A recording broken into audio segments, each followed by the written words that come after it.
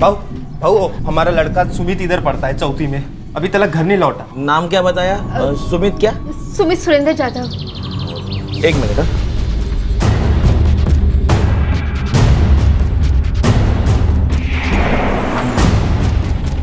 सुमित जाधव, सुमित जाधव, सुमित जाधव, सुमित जाधव।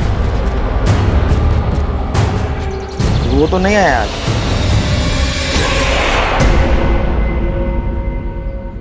दस वर्षीय सुमित जाधव घर से स्कूल जाने के लिए निकला था, लेकिन स्कूल पहुंचा ही नहीं। उसके गरीब मजदूर माता पिता अनीता और सुरेंद्र जाधव जब शाम को घर लौटे तब सुमित घर पर नहीं था। इस तरह का वाकया किसी भी माता पिता को मोम की तरह पिघला देता है। डर की आंधी और हड़बड़ाहट का तूफान उनसे कस कर लिपट जाता है।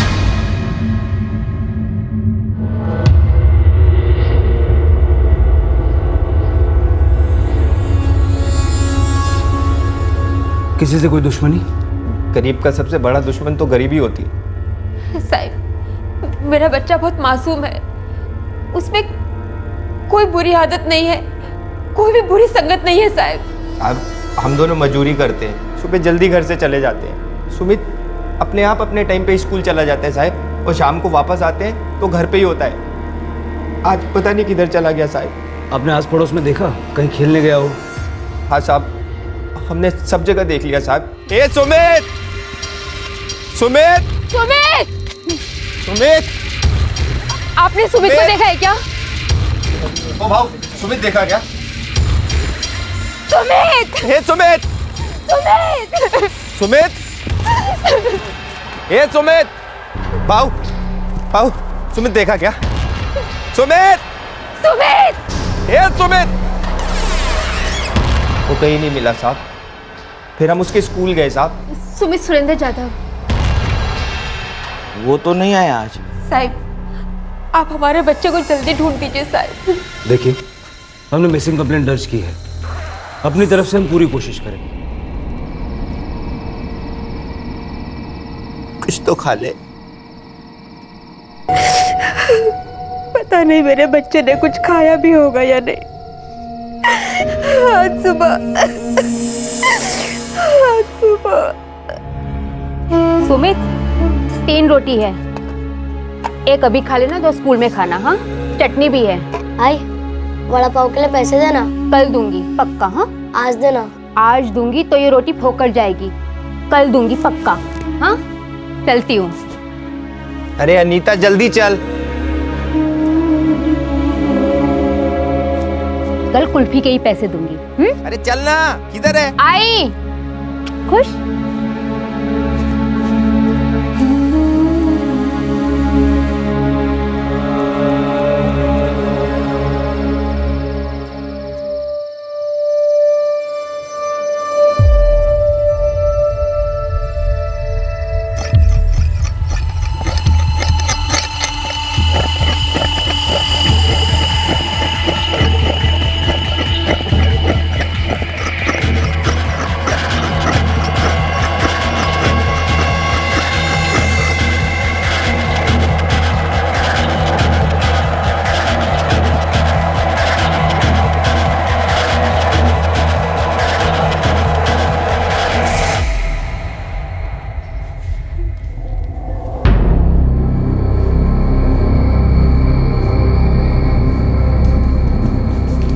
साहब, कुछ पता चला सुमित का? कोशिश चल रही है, आप लोग घर जाइए। जैसे आपके बच्चे का पता चलेगा मैं फोन करूंगा। आपका नंबर है मेरे पास, ठीक है?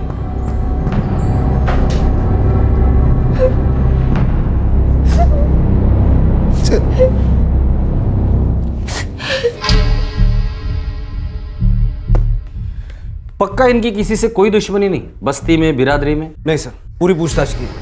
दोनों काम से काम रखते हैं और बहुत ईमानदारी से मेहनत करते हैं। सर, ये सुरेंद्र ना तो पीता है, ना जुआ खेलता, और ना ही किसी तरह का कोई कर्ज है इसके सर। ये किडनैपिंग का मामला तो हो ही नहीं सकता, क्योंकि ये लोग फिरौती की रकम दे ही नहीं पाएंगे। मतलब जरूर किसी ने अपने फायदे के लिए इसे उठाया होगा, पर किसने?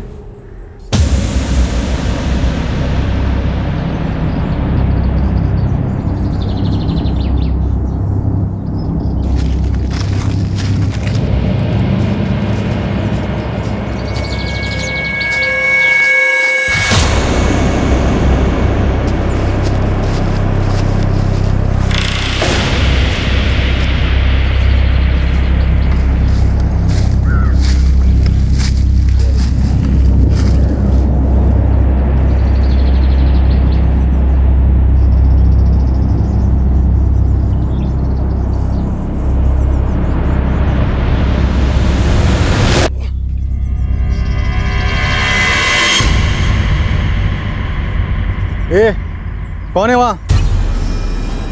ए बच्चा, चल भाग यहाँ से।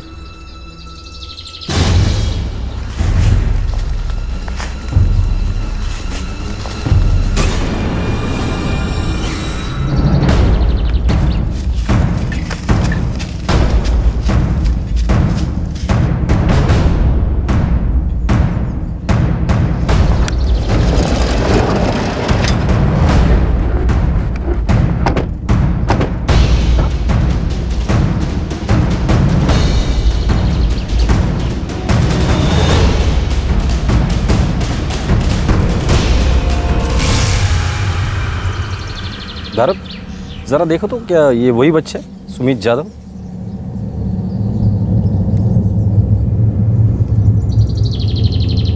सर लग तो वही रहा है। एक काम करो, बॉडी पोस्टमार्टम के लिए भेज दो और आसपास देखो कुछ मिलता है क्या, कोई हथियार या इस बच्चे के कपड़े। सर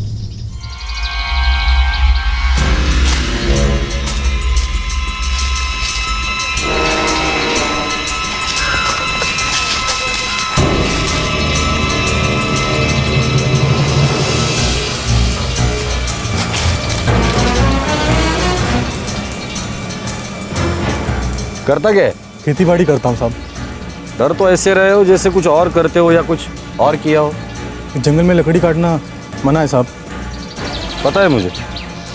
इस जंगल में जंगली जानवर है क्या? बहुत सालों पहले एक तेंदुआ दिखा था साहब। तूने देखा था? नहीं साहब, मैंने अपनी आंखों से नहीं देखा, सिर्फ सुना था। इस बच्चे के बारे में कुछ सुनोगे तो हमें भी सुनाना, सुनाएगा ना? हाँ साहब।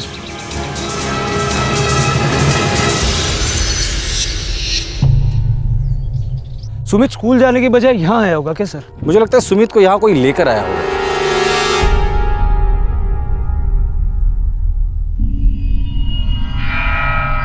सर बॉडी देखकर लगता है कि बॉडी पार्ट्स मिसिंग है, किसी जंगली जानवर ने खा लिया होगा। नहीं, मुझे नहीं लगता किसी जानवर ने खाया होगा, क्योंकि जानवर विक्टिम के कपड़े नहीं उतारता, उसे पेड़ को टिका कर नहीं बिठाता, और बॉडी के स्पेसिफिक पार्ट्स मिसिंग है, मानो किसी ने निकाल लिए हो। आपका शक बिल्कुल सही निकला।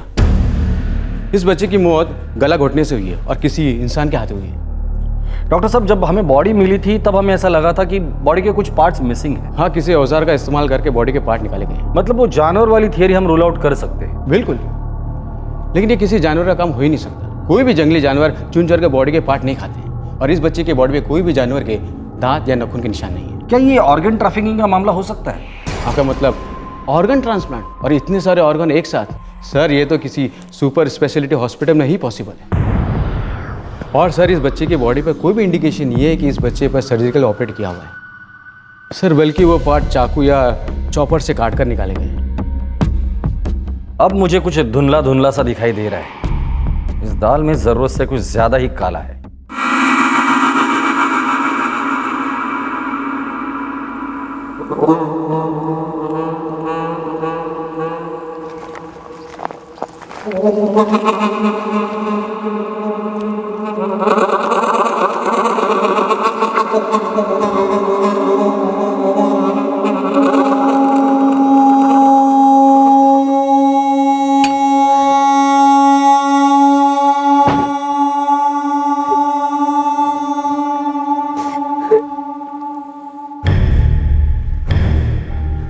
सर, सुरेंद्र का फोन नॉट रीचेबल आ रहा था, और जब मैं डेड बॉडी की खबर देने उसके घर गया तो वहां पर भी कोई नहीं था।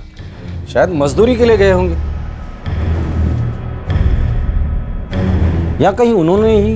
पर वो अपने ही बच्चे को क्यों मारेंगे? काले जादू पे विश्वास करते हो? नहीं सर। मैं भी नहीं करता, लेकिन हमारे पुलिस स्टेशन में कोई तो है जो इस बात पे विश्वास करता है।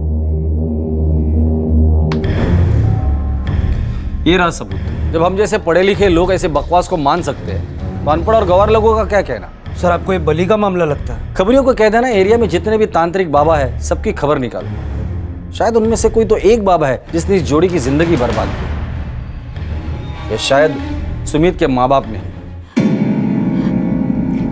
क्या हुआ? बाबा ने बोला है सुमित जल्दी आ जाएगा। और क्या बोले बाबा? थोड़े नाराज थे।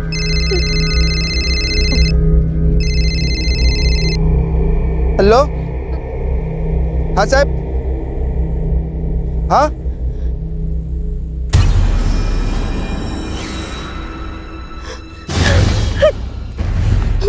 क्या हुआ? क्या हुआ?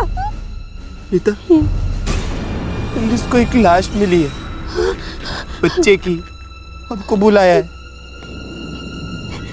नहीं नहीं, वो किसी और की लाश होगी। हमारा सुमित बिल्कुल ठीक है, मेरा मन कहता है। पापा ने भी तो कहा है ना। पुलिस को लगता है वो हमारा सुमित ही है। सुमित है हमारा।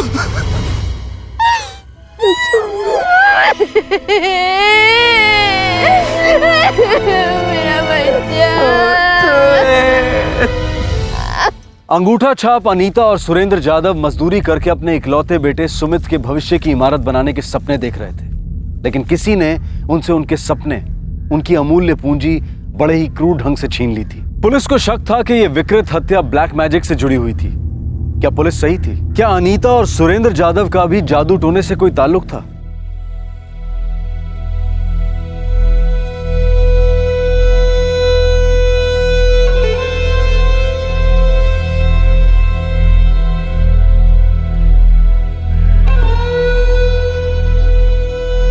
Fear is the main source of superstition and one of the main source of cruelty. To conquer, fear is the beginning of wisdom. इसका मतलब होता है। जाने दे राजा, और सुना ना इंग्लिश में कुछ।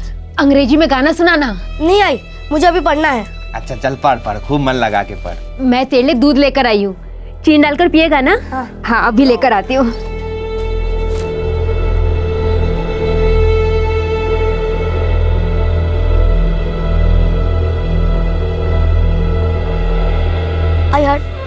आई हट ना, पढ़ने देना। खूब अच्छे से पढ़ बेटा, खूब पढ़ तू।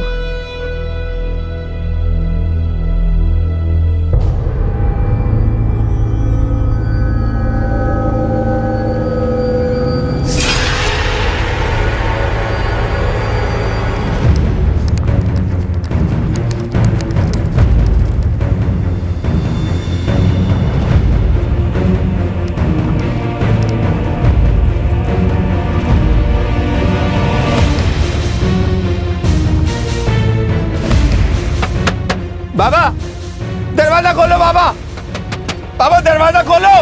बाबा आपने बोला था मेरा सुमित वापस आ जाएगा। बाबा मेरा सुमित वापस लाओ।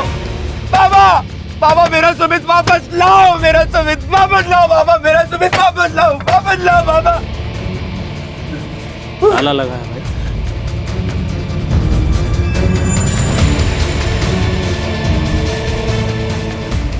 बाबा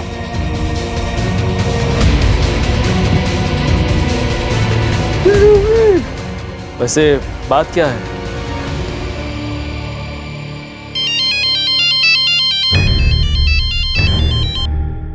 बोल संतोष। आपका शक बिल्कुल सही निकला साहब। ये दोनों किसी तांत्रिक बाबा के भक्त हैं। सुरेंद्र जाधव को मैं अभी घर छोड़कर आ रहा हूँ। दोनों पति पत्नी इस वक्त घर ही मिलेंगे। कौन सा तांत्रिक बाबा? कंशीमा नगर के पीछे वाले जंगल के पास एक बाबा गुफरान है, जादू टोनों का स्पेशलिस्ट माना जाता है वो। ठीक है सर, ये सुरेंद्र जाधव किसी बाबा गुफरान का भक्त है। स्मशान भूमि से सीधा वहां गया था। बाबा गुफरान? नारायण एक काम करना, मैं जाके इस सुरेंद्र जाधव से मिलता हूँ, तुम जाके इस बाबा गुफरान से मिल और अच्छी तरीके से मिल। फिर पुलिस स्टेशन लेकर आना, मैं भी मिलता हूँ उससे। सब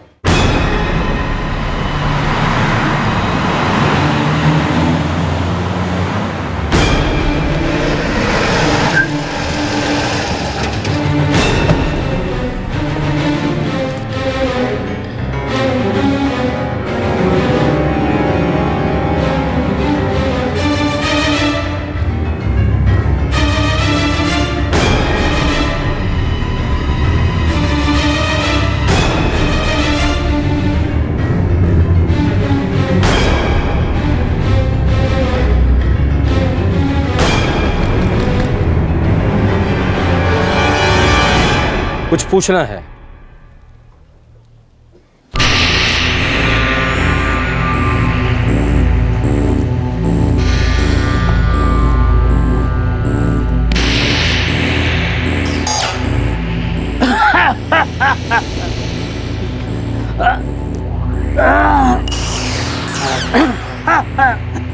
पानी पियोगे?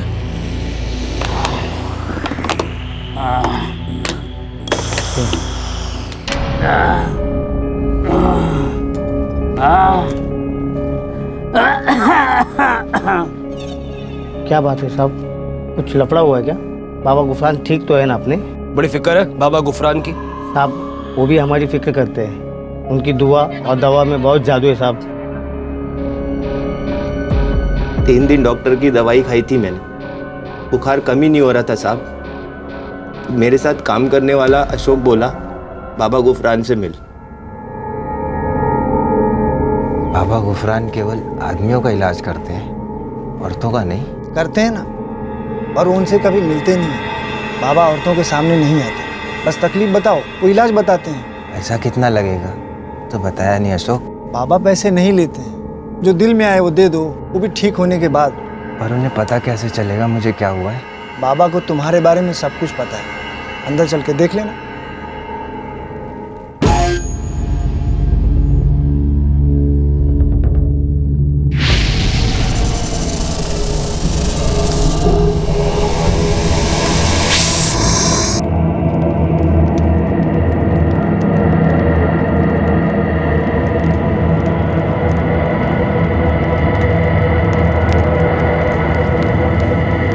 तीन दिन से काम पर नहीं गए, मजदूरी करते हो? हाँ बाबा। डॉक्टर की दवा भी असर नहीं कर रही, क्योंकि बीमारी किसी और को है। समझा नहीं बाबा। तुम्हारे अच्छे दिन देखकर किसी को जलन हुई है, और जलन से बड़ी बीमारी इस दुनिया में कोई नहीं। लेकिन फिक्र मत करो, ये लो, इसे अपने घर के दरवाजे पर लगा देना, और ये अंडा पकाकर खा लेना। 12 घंटे के अंदर अंदर नजर उतर जाएगी, और बुखार भी।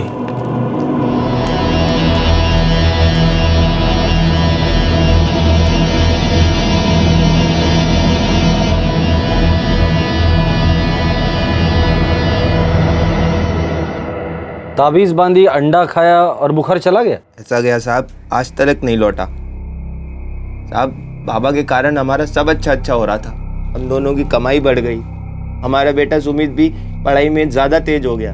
तुमने इस बाबा पर आज तक कितने पैसे खर्च किए?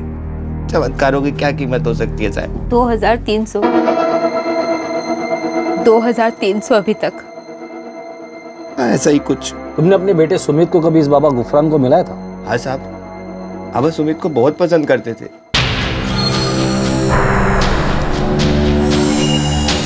बाबा, मेरा बेटा सुमित। बेटा सुमित, यहाँ हो, हमारे पास बैठो। जा बेटा, वो बाबा है, बहुत प्यार करते हैं। जा बिरजू, जा।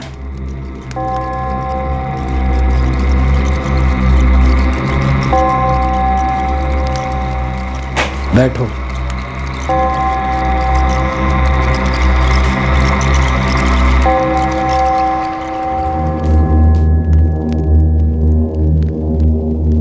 सुरेंद्र जाधव, तुम्हारे बेटे में कोई तो खास बात है। इसके साथ कुछ ऐसा होगा कि तुम सोच भी नहीं सकते।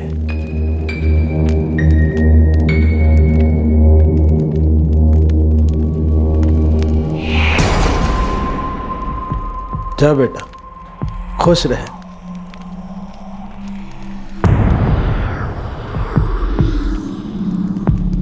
सुमित भी बाबा को बहुत पसंद करता था। बाबा मुझे पसंद नहीं करते थे, चुप कर। इसीलिए उन्होंने मेरे बच्चे को नहीं ढूंढा। देखा ना मेरा बच्चा कैसी हालत में मिला। चुप कर बोला ना।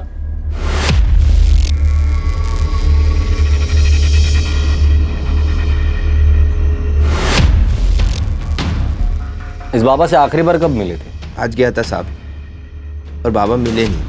और आखिरी बार बात कब हुई थी? कल। आप लोगों से मिलने के बाद मैं बाबा से मिलने गया था।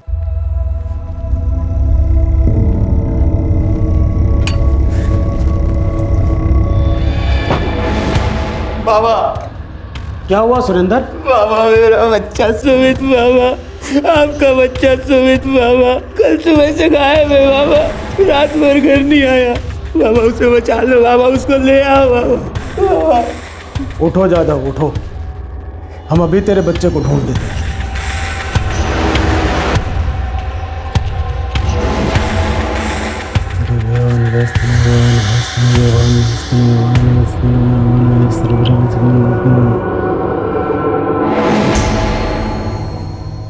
जा, हम सब ठीक कर देंगे, तेरा बेटा वापिस आ जाएगा।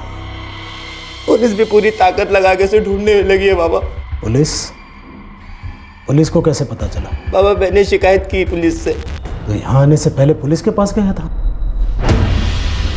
फिर जा, पुलिस को बोल के तेरे बेटे को ढूंढे। मेरे पास क्या करने आया है? गलती हो गई बाबा, बाबा गलती हो गई बाबा। अपने पैसे उठाओ और चलता बन। बाबा माफ कर दो बाबा, गलती हो गई बाबा। मेरे बच्चे के सर से हाथ मत हटाओ बाबा, उसे बचा लो।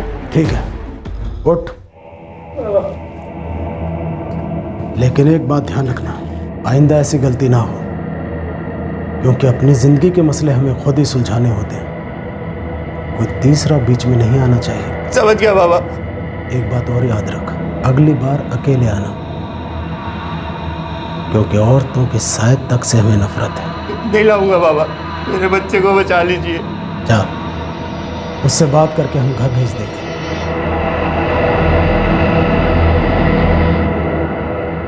आज शमशान से सीधा बाबा की कुटिया पे गया था, लेकिन वहाँ ताला लगा था साहब। पता नहीं बाबा कहाँ गए। कोई मोबाइल नंबर है उसका? नहीं साहब। दूसरा कोई पता?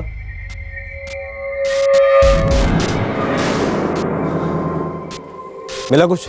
नहीं सर। सुनो, बाबा के आने तक यहीं रुकोगे? हाँ साहब, हमारा पूरा विश्वास है बाबा आएंगे। उन्होंने बुलाया मतलब ज़रूर आएंगे।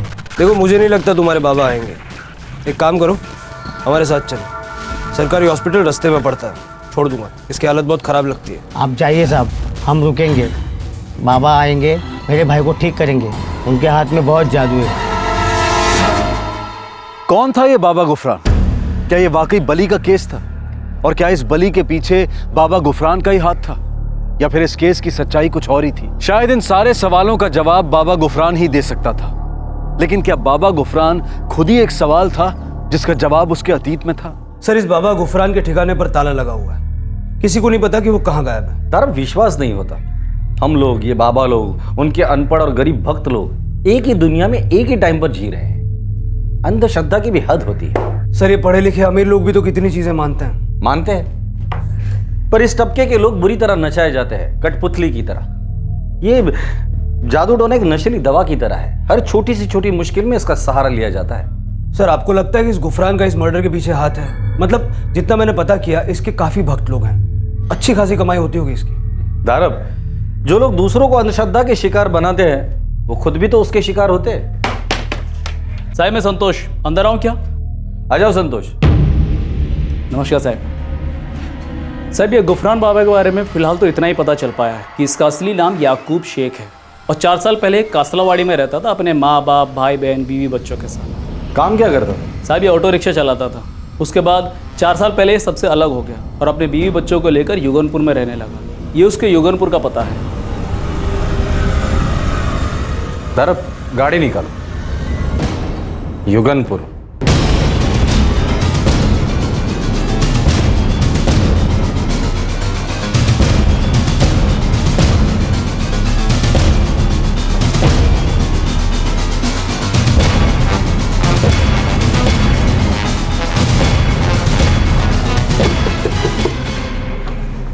क्या है? याकूब है घर में। आप लोग कौन? पुलिस। साहब, 4 साल पहले हम लोग कासलेवाड़ी से इधर आकर बस गए। कासलेवाड़ी क्यों छोड़ी? याकूब के उनके भाइयों के साथ नहीं पटती थी और मेरी उनकी बीवियों के साथ। तुम्हारे बच्चे कितने हैं? हमारे 2 बेटे हैं, अनवर और फिरोज। दोनों मजदूरी करते हैं, अभी काम पर ही गए हैं। ये याकूब बाबा गुफरान कब से बन गया? याकूब के बारे में मैं कुछ नहीं जानती साहब। 4 साल पहले जब हम यहाँ आए तो उसके कुछ महीनों बाद ही याकूब ने घर छोड़ दिया।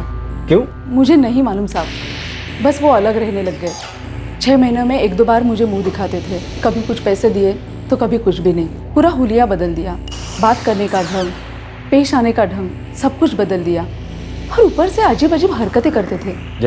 जैसे कि एक बूंद पानी तक घर में नहीं पिएंगे, अलग बर्तन, अलग सब कुछ।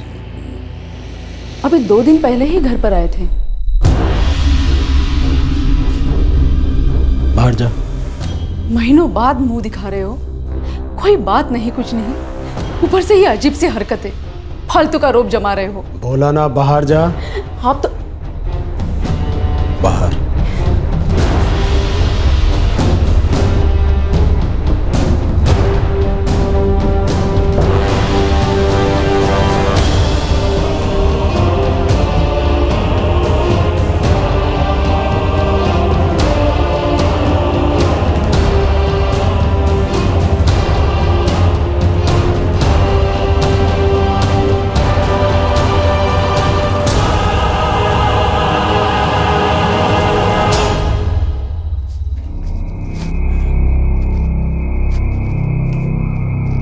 फिरोज और अनवर कब आएंगे? वो नहीं आएंगे, वो अपने दोस्त के यहाँ सोने गए हैं। चलो उठ, अपनी जगह जा। मैंने तुझसे बोला था ना, मेरे पास मत आना। आखिर हुआ क्या है? आप मुझसे इतना दूर क्यों भाग रहे हो? मैं बहुत मेहनत से तालीम ले रहा हूँ, अव्वल दर्जे का तांत्रिक बन रहा हूँ, और इस तालीम के दौरान अगर मैं तेरे साथ हम बिस्तर हुआ तो सब गायब हो जाएगा एक झटके में। इतना ही नहीं, हम पर कयामत टूट पड़ेगी, और जब तक मेरी तालीम पूरी नहीं होती मुझे छूना भी मत।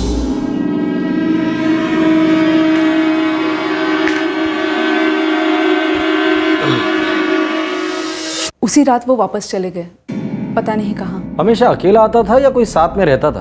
कभी किसी का जिक्र किया उसने? जी नहीं, ऐसा कोई नहीं था, कोई नंबर तक नहीं देते थे, बस मर्जी किए तब चले आते थे। बच्चों के साथ बर्ताव कैसा था? बच्चों के साथ? मैं समझी नहीं साहब। कभी किसी बच्चे के साथ देखा उसे, या किसी बच्चे का नाम लिया उसने? जी नहीं, पर आप बताइए तो सही कि आप उन्हें ढूंढ क्यों रहे हो? एक बच्चा गायब हुआ था, हमें उसकी लाश मिली है, और हमें शक आपके शौहर पर है। काला जादू करने के चक्कर में उस बच्चे की बलि चढ़ाई गई है। नहीं नहीं, वो किसी बच्चे की जान नहीं ले सकते। उन्होंने तो कभी खुद के बच्चों पर भी हाथ नहीं उठाया। आपको जरूर कुछ गलतफहमी हो गई है। याकूब ऐसा कर ही नहीं सकते। वो तो हम पता कर ही लेंगे, फिलहाल आप हमें उसके माँ बाप का पता दीजिए। और दूसरी बात, हम लोग यहाँ आए थे, आपसे बात हुई थी, ये बात याकूब को गलती से भी पता नहीं चलनी चाहिए।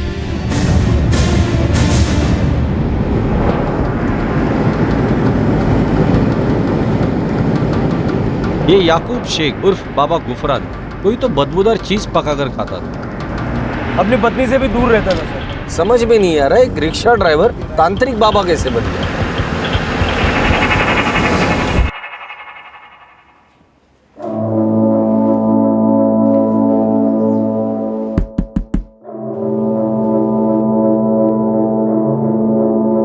क्या आप याकूब की माँ हैं? जी हाँ। क्या हुआ हमारे याकूब को?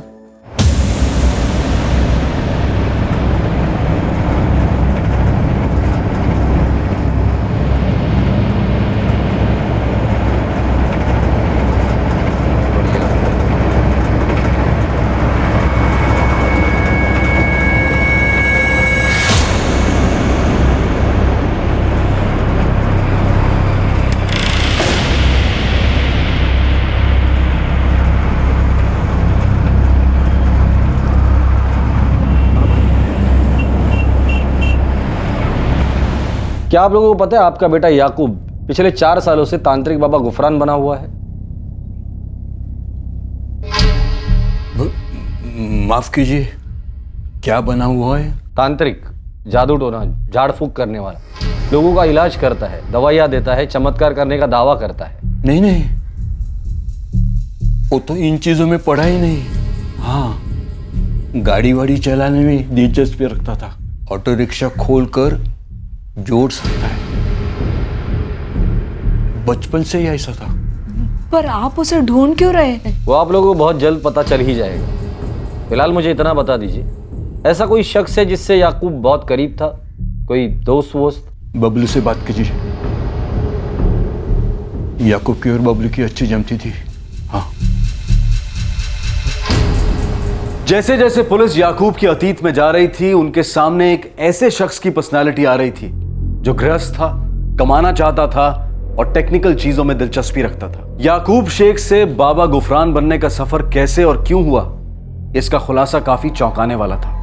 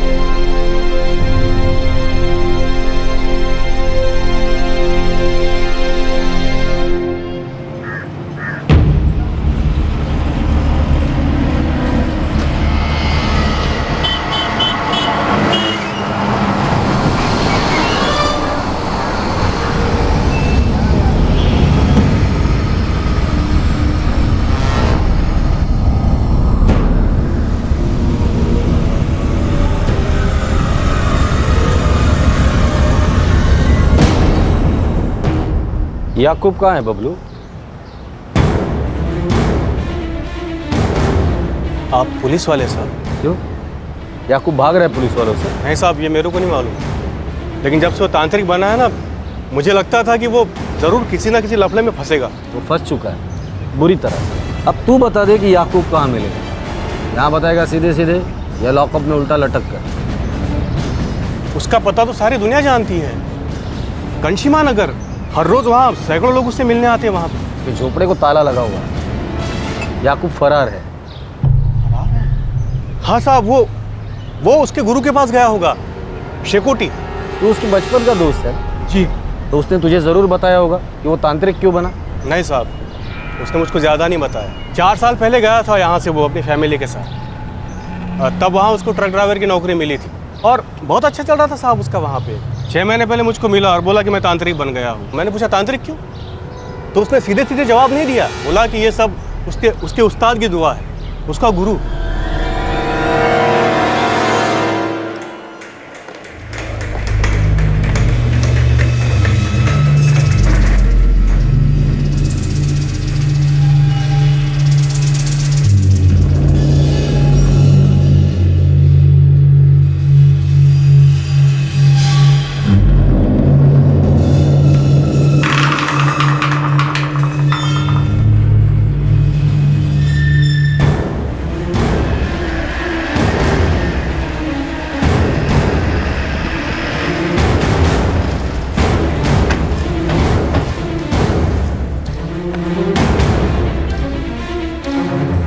बाबा, पुलिस। गुरुजी, याकूब को तालीम आपने दी थी? मुझे पता था आप लोगों को एक न एक दिन आना ही है याकूब की तलाश में। आपको भविष्य दिखता है क्या? नहीं, लेकिन वर्तमान की बेवकूफ़ियाँ, गलतियाँ आने वाले भविष्य पर अपना मनहूस साया डाल ही देती है। गलतियाँ किसने और कौन सी की थी? वही जिसे आप ढूंढ रहे हो, जो अपने आप को बाबा गुफरान कह के बुलाता है। ऐसा क्या किया था उसने? मैंने उसे तंत्र के 2 कदम सिखाए थे। उसने 4 कदम चलना चाहा, वो भी उल्टे पैर। विनाश तो होना ही था। 4 कदम, वो भी उल्टे पैर? कहना क्या चाहते हैं आप? जो भी किया होगा गलत ही किया होगा, क्योंकि उसका मेरे पास आना भी एक गलती ही थी। ये याकूब आपके पास कब आया था? 4 साल पहले। उसका एक दोस्त था मंगेश जोशी, लारी ड्राइवर, वो उसे मेरे पास ले आया था। मंगेश, तुम्हारे दोस्त से कहो मेरी विद्या का इस्तेमाल सिर्फ अच्छे काम के लिए होता है। गुरुजी, ये तो एकदम भला आदमी है, मेरे जैसा नहीं है। बस थोड़ा मुश्किल में है, थोड़ी सी विद्या सिखा दीजिए ना। कोई गलत काम नहीं करेगा, मेहनती है, एकदम ईमानदारी से सीखेगा। क्यों रे? वो कई दिनों तक यहाँ बैठा रहा, न खाता न पीता, बस तालीम की भीख मांगता रहा। आखिर मैंने उसे तालीम देने का फैसला कर लिया।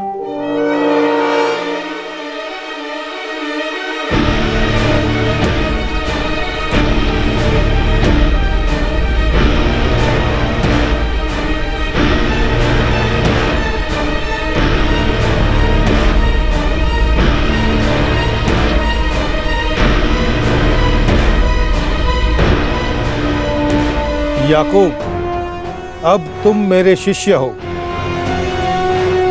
मैं तुम्हें मेरी विद्या सिखाने के लिए वचनबद्ध हूँ। मैं आपकी हर बात मानूंगा। तो सबसे पहले ये बताओ, वो क्या तकलीफ है जो तुम ये विद्या सीखना चाहते हो? याद रहे, हमारे बीच झूठ कभी आ ही नहीं सकता। गुरुजी, मुझे बीमारी है तो मैं तंत्र से ठीक करना चाहता हूँ। डॉक्टरी इलाज से क्यों नहीं? इस बीमारी का इलाज नहीं है उनके पास,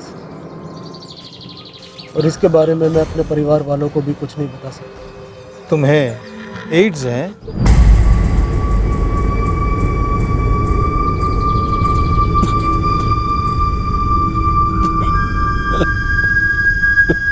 मैंने उसे कई बार समझाया, ला इलाज है ये रोग, लेकिन हाँ, डॉक्टर उसकी जिंदगी बढ़ा सकते हैं, मैं कुछ नहीं कर सकता। और फिर भी आपने उसे तालीम दे दी। मैंने उसे अपना शिष्य कबूल किया था। ये जो भी आप सिखाते हैं, बलि भी उसमें शामिल है? बिल्कुल नहीं, वो काला जादू है, अपराध है, गुनाह है। ये अपराध, ये गुनाह हो चुका है गुरुजी, और हमें गहरा शक है याकूब इसके पीछे है। मैं ईश्वर से प्रार्थना करूंगा वो जल्द से जल्द पकड़ा जाए, और इसके लिए मेरी जो भी मदद चाहिए बोलिए।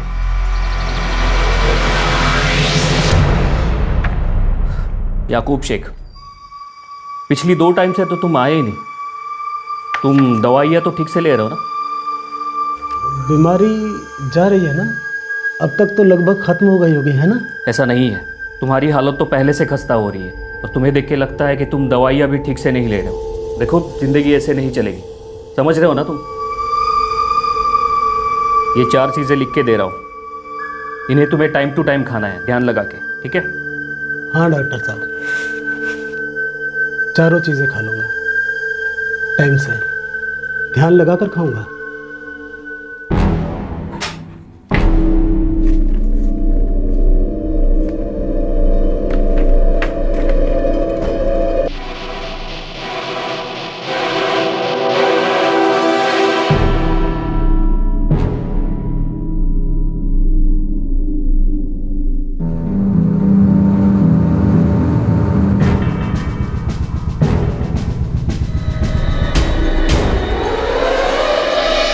काले जादू से एड्स का इलाज, पहली बार सुन रहा हूँ। धारब, जादू काला हो, सफेद हो, पीला हो या कोई भी कलर का, सच तो ये है कि ये जादू वादू सब झूठ है।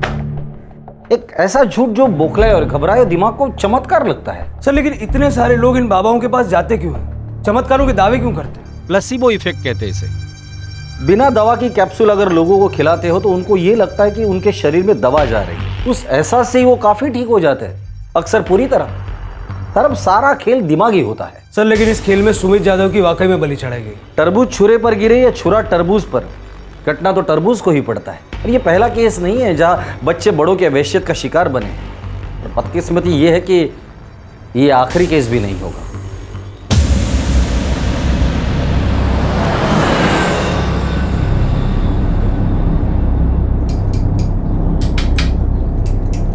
टिकट टिकट टिकट भाई, टिकट एक फुल मेजोरी। चलो भाई, जल्दापुर आ गया, जल्दापुर, चलो चलो।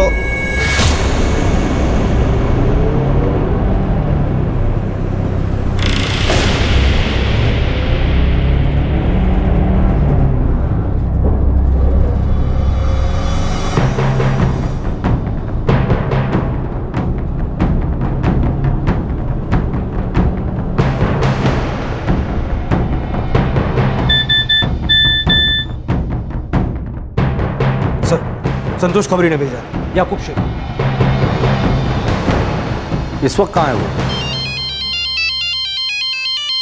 हाँ बोल संतोष, तू कहाँ है? और याकूब कहाँ है? मैं मिजोरी जाने वाली बस में हूँ। याकूब भी उसी बस में है? जी जी, कोई परेशानी नहीं है जी। 20 मिनट में मैं मिजोरी पहुँच जाऊँगा। हाँ आते हैं, उस पर नजर रखना। ठीक है, आप आ जाइए।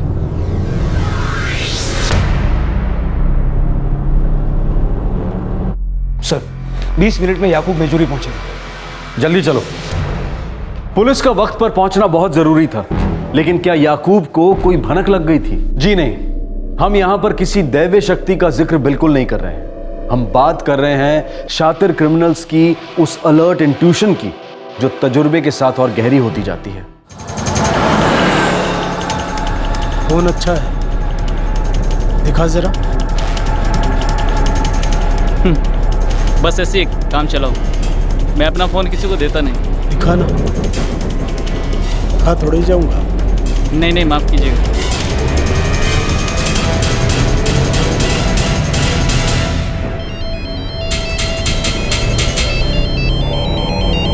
ओ, कह रहा है क्या? फोन उठा। हेलो, सब ठीक है? तेरे सामने ही है? जी जी, सब ठीक है। बस अभी रिनपुर नाका पहुंचने वाला हूं और 5 मिनट में मिजोरी पहुंच जाऊंगा। ठीक है, आ रहे हैं। किससे बात कर रहा था? किससे बात कर रहा था? तुमसे मतलब? तुम मुझसे मतलब रखे और मैं ना रखूं? पता नहीं क्या बात कर रहे हैं आप, मैं तो आपको जानता भी नहीं। लेकिन मैं जान गया हूं, पहचान भी गया हूं। अस्पताल से मेरा पीछा कर रहा है ना? किससे बात कर रहा है? किसी को मेरी खबर दे रहा है? किसको? पुलिस को? तुमको कैसे पता? मुझे सब पता है और तुझे भी पता चल जाएगा कि मुझ में कितनी शक्ति है। धीरे धीरे सब समझ में आ जाएगा। थोड़ी तकलीफ होगी पर समझ में आ जाएगा कि गुफरान क्या चीज है। रेनपुर रेनपुर।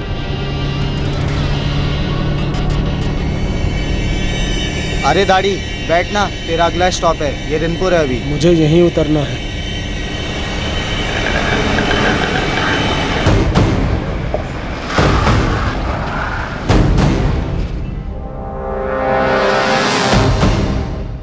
याकूब शेख, तेरा खेल खत्म, ले चलो इसे। चल।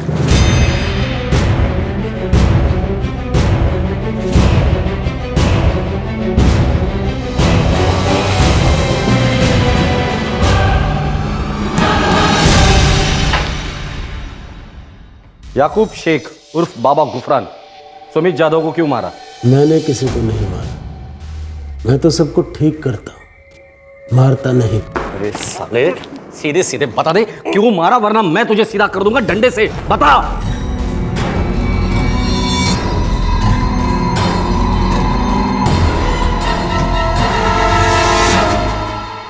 याकूब शेख को एड्स था और उसकी ऐसी हालत में पुलिस उस पर ज्यादा जोर भी नहीं आजमा सकती थी और याकूब शेख कुछ भी कबूलने से इनकार कर रहा था। कहते हैं लोहे को लोहा ही काटता है। अंधश्रद्धा में डूबे इस विकृत और खतरनाक इंसान का मुंह खुलवाने के लिए पुलिस ने भी अंधश्रद्धा का ही इस्तेमाल किया।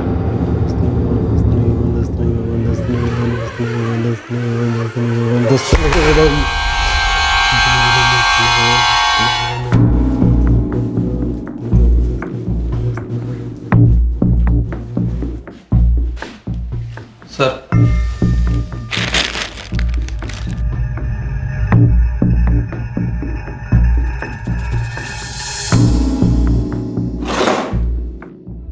मैं ये खाना नहीं खा सकता। क्यों याकूब? क्योंकि हमारी इस तालीम में बहुत परहेज करने पड़ते हैं। अच्छा याकूब, हमने सुना है कि जो जादू टोना करते हैं वो चमड़े के बर्तन से पानी नहीं पीते, सही है? बिल्कुल सही सुना है आपने। उससे पानी पीना तो बहुत दूर, उसकी एक बूंद भी अपने ऊपर गिरने नहीं देते। क्यों? उससे क्या होता है? सारी ताकतें चली जाती हैं। फिर क्या होता है? फिर क्या होता है याकूब? समझो इस चमड़े के बर्तन से तुमने पानी पी लिया या गलती से ये पानी तुम पर गिर गया। दूर रखिए उसे। कहां से मिला आपको? इसे हमारा खाकी जादू समझ ले तू। और बता दे सुमित जाधव को क्यों मारा तू? तू रखो, खोलो मत। तो तू तेरा मुंह खोल दे और बता दे सुमित जाधव को क्यों और कैसे मारा? खोलो मत। नहीं, बताता हूं। एक महीने पहले अमावस की रात थी, मैं साधना में था।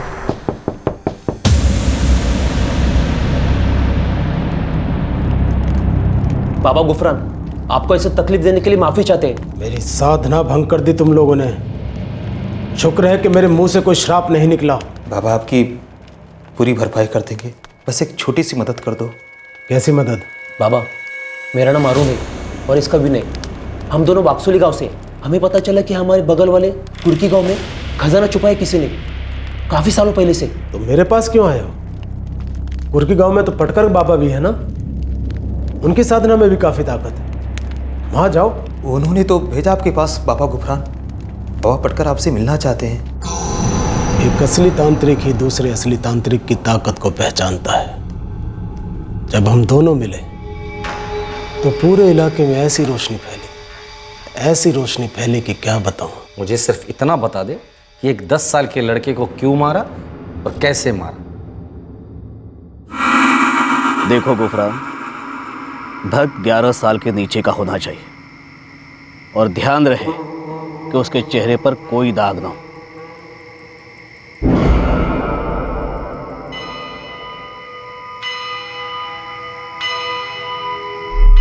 इंतजाम हो जाएगा। मुझे तुमसे यही उम्मीद थी। अब ये बोलने की जरूरत नहीं है कि प्रसाद कब और कैसे खाना है, ये तो तुम्हें पता ही होगा। जी पटकर बाबा। यही मौका सुनहरा मौका है, इससे तुम्हारी शक्तियां अनेक गुना बढ़ेगी। हम दोनों हाथ मिलाएंगे और दोनों अपनी अपनी ताकत मिलाकर इस भव्य खजाने को खोज लेंगे। खुश कर देंगे इन बच्चों को। और हम भी आपकी खुशी का पूरा ख्याल रखेंगे पटकर बाबा और बाबा गुफरान। गुरु दक्षिणा आधा खजाना होगी। गुफरान, अगली अमावस को बलि दी जाएगी।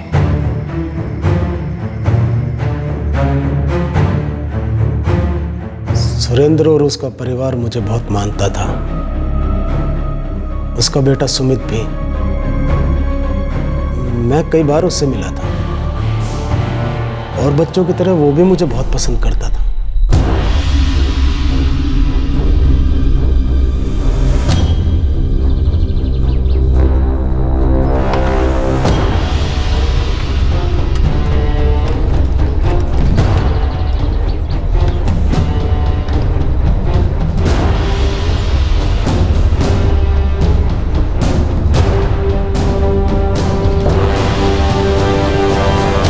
बच्चा इधर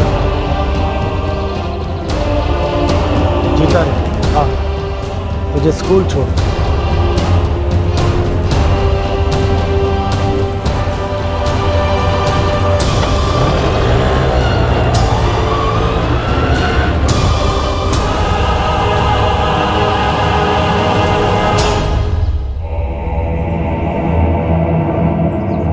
बाबा गुफरान, आप मुझे यहाँ क्यों लाए हो? आई बाबा भी आने वाले हैं। कोई पूजा है? नहीं बेटा, हमारे आई बाबा नहीं आएंगे, पर पूजा जरूर होगी। और ये पूजा तुम्हारे बिना पूरी नहीं हो सकती। तुम हमारी मदद करोगे ना? हाँ बाबा, लेकिन उसके बाद मैं स्कूल तो जा सकूंगा ना। वो क्या है ना, मुझे स्कूल में डांडी मारना अच्छा नहीं लगता। और आज मेरा एग्जाम भी है। आज हमारा भी एग्जाम है बेटा।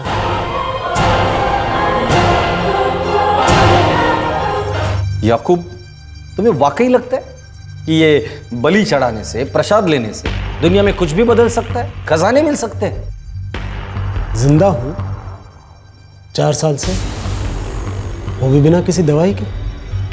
इन 4 सालों में कितने लोगों को मारा है तुमने? सिर्फ सुमित को आजाद किया, मुक्ति दी है।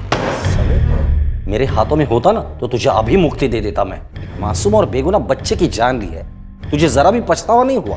पछतावा हुआ था 4 साल पहले, क्योंकि मैं बेगुनाह था। हालात ने किया ये सब, हालात की साजिश है ये।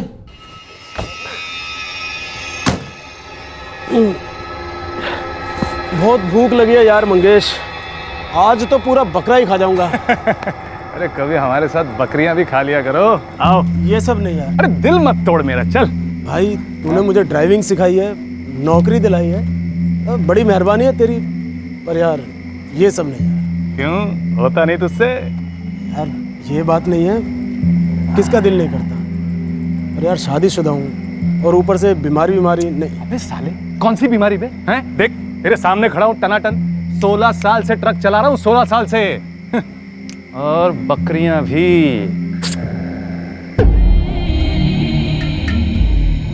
अबे रुक, कहाँ जा रहे? अबे चल ना, चल।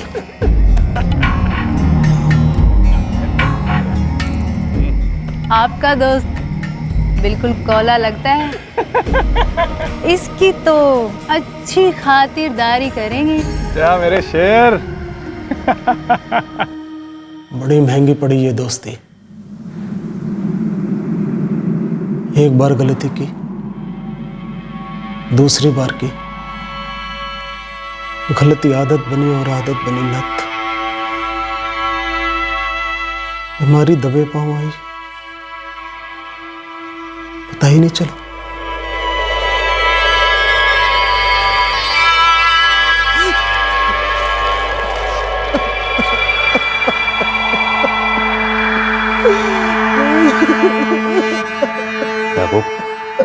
ए भाई,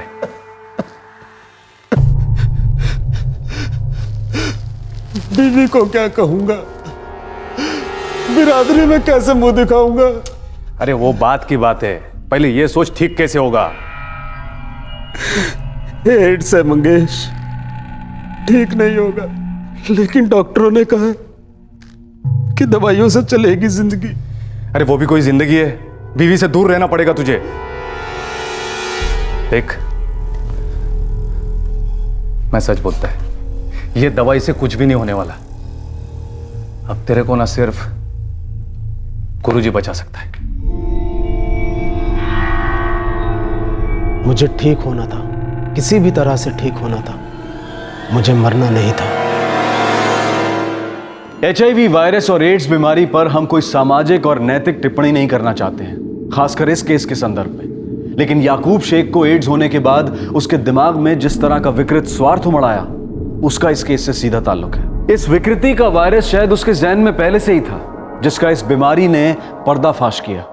लेकिन इसी ताकत ने मुझे जिंदा रखा, वरना दवाइयां मुझे कभी जिंदा नहीं रख पाती। साले, तुझे मरना नहीं था, तेरी बीवी को तेरी बीमारी नहीं देनी थी। बिरादरी की बड़ी फिक्र थी तुझे, उस मासूम सुमित की जिंदगी का क्या? उसे मारते वक्त एक बार भी नहीं ना सोचा तूने?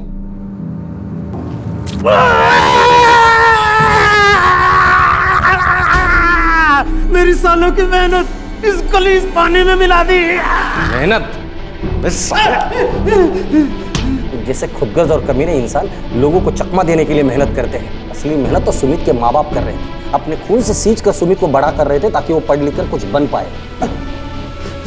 लेकिन देखना, जिस दिन इस देश का हर बच्चा पढ़ेगा ना, तुम जैसे पाखंडियों पर कहर टूट पड़ेगा।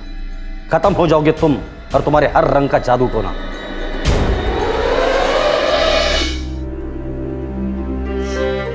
पहली बार जब बीमार पड़ा था, बाबा के पास जाने की बजाय 12 डॉक्टर के पास गया होता तो शायद ये सब नहीं होता। मैंने कहा था ना आपसे, मत जाइए किसी बाबा के पास। गलती हो गई। अब चाहे कुछ भी हो जाए, हम किसी बाबा के पास नहीं जाएंगे।